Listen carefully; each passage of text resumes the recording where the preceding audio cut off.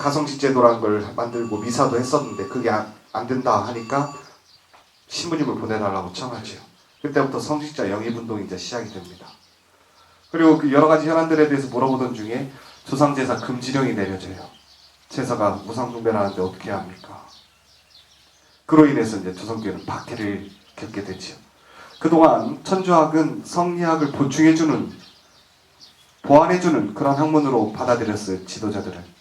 그런데 그렇게 보완하고 상생할 줄 알았던 천주학에서 제사를 금하는 겁니다. 조선을 관통하고 있는 사상이 효인데 그 효의 핵심은 제사에서 드러나거든요. 그 제사를 부정하니까 완전 충돌하게 됐죠. 그래서 상당수 교회 지도자들이 교회를 떠납니다.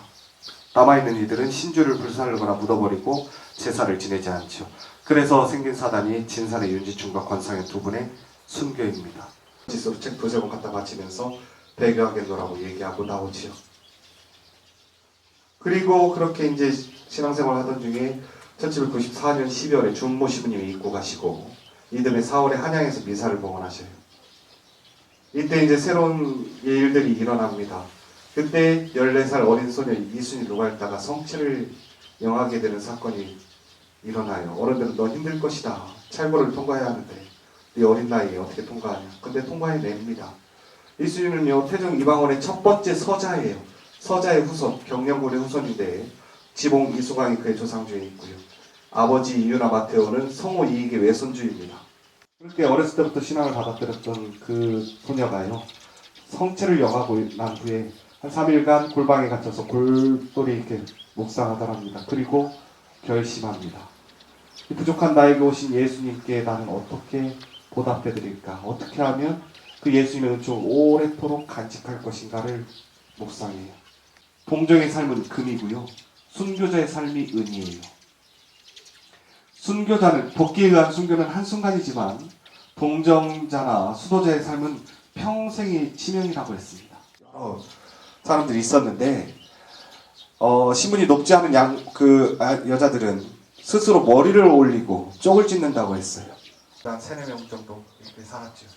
스스로 머리를 깎고 동정을 지키기 위해 결혼을 하지 않기 위해서 했던 분도 있고요. 집을 도망쳐서 여교들이 사는 곳으로 가신 분도 있고요. 이들이 부모를 통해서 신부에게 알려요.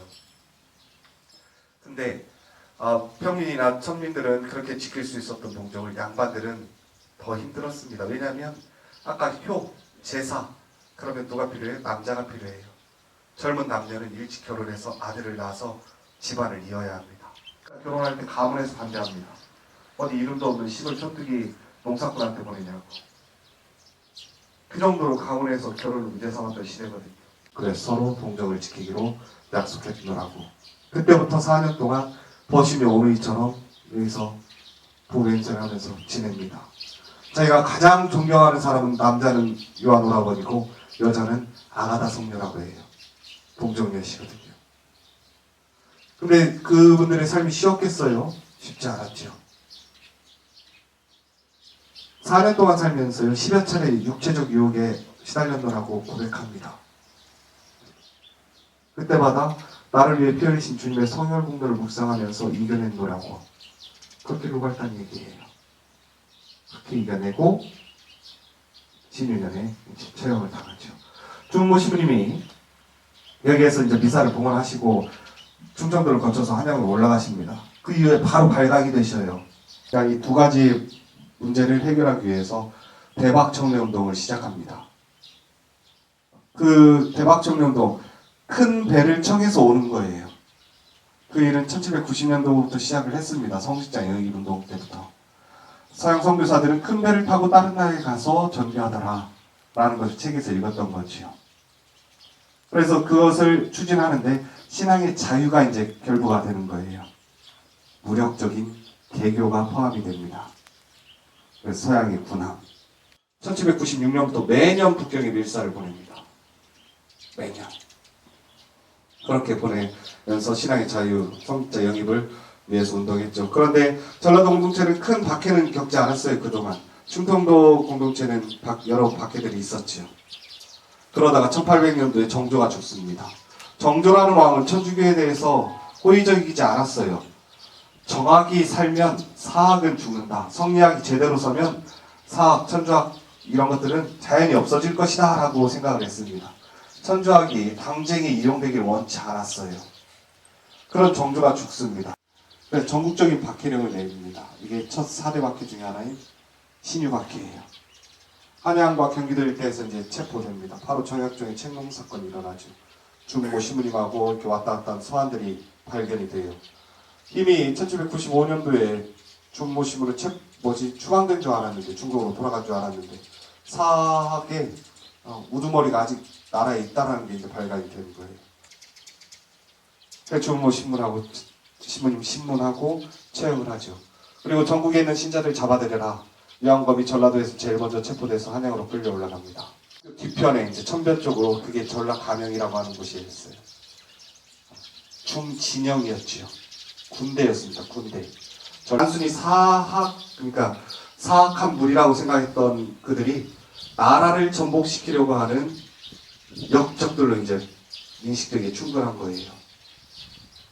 오랑캐 서양의 세력을 들여오려고 하는 시도였으니까. 그 기의 흐름도 막고, 기의 흐름을 막는 것이 물하고 숲이잖아요. 기의 흐름도 막고 아무도 못 살게 하기 위해서. 그 터가 여기입니다.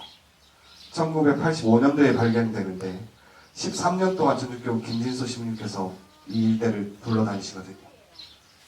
천주교 천자만권에도 상대를 안 해주더랍니다.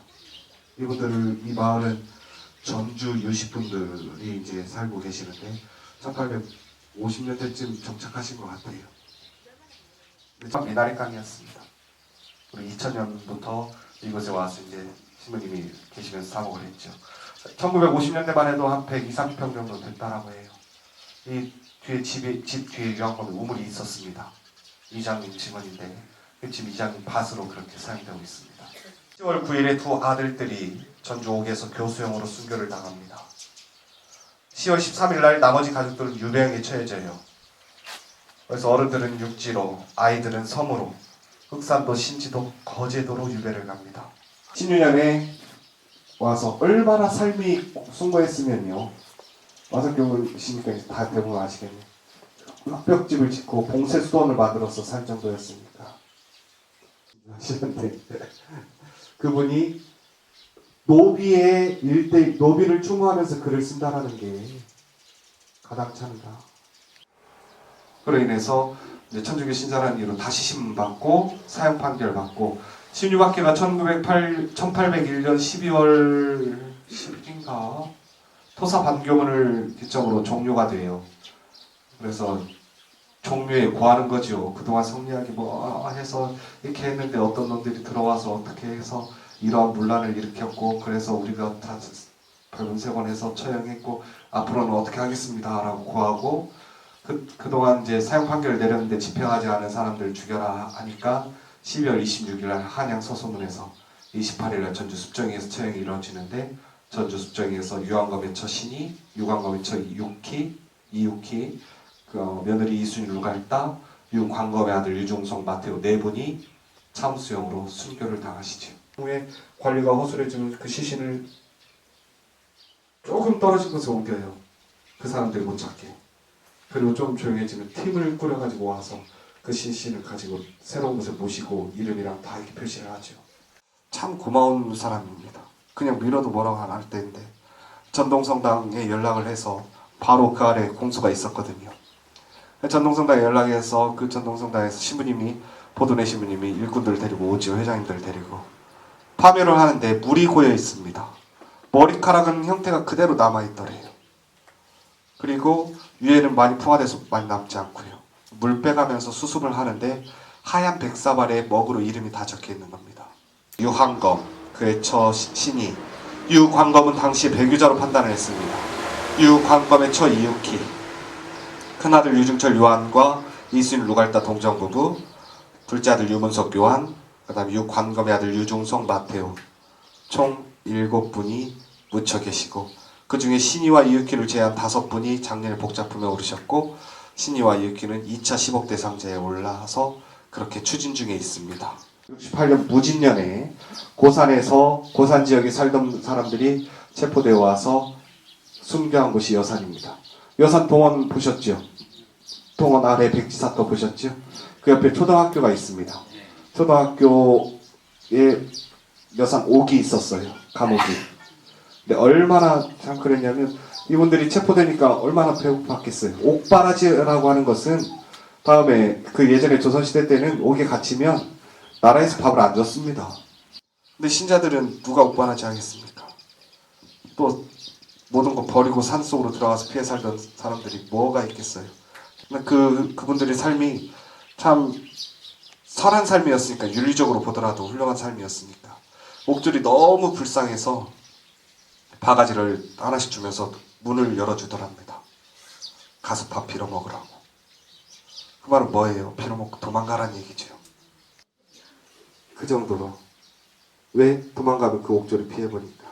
이제 그 네 분의 성인과 그 밑에 무명의 순교자들, 김영호 순교자와 무명의 순교자들, 그분들이 그곳에 이제 교호촌이 형성이 됐고, 지금까지 교호촌으로 그렇게 조성이 됐고, 1000병인년에 숲정에서 순교하신 분이 6분이 계셔요. 그분이 천주교 성인분들이시고, 서천교에서 한 분, 조현호 요셉에서 총 7분이 천주교 성인이신데, 그 성인분들이 숲정에서 순교하시고 그분들의 유해를 옆으로 숨겼다가 비봉으로 옮겨 모시거든요.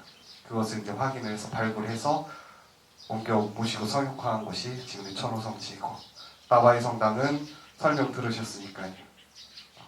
김대건 신부님이 나 여기 도착했어 하고 딱 말뚝 박아놓고 가시면 참 좋았을 것을. 그러지 강경도 전주였습니다. 진산도 전주였죠. 전라도였죠.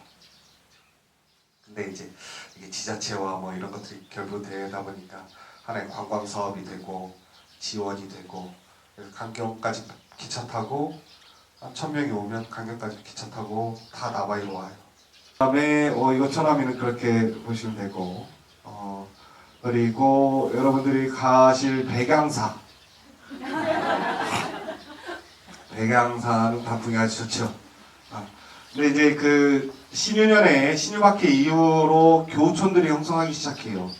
박해를 피해서 들어가기 시작하죠.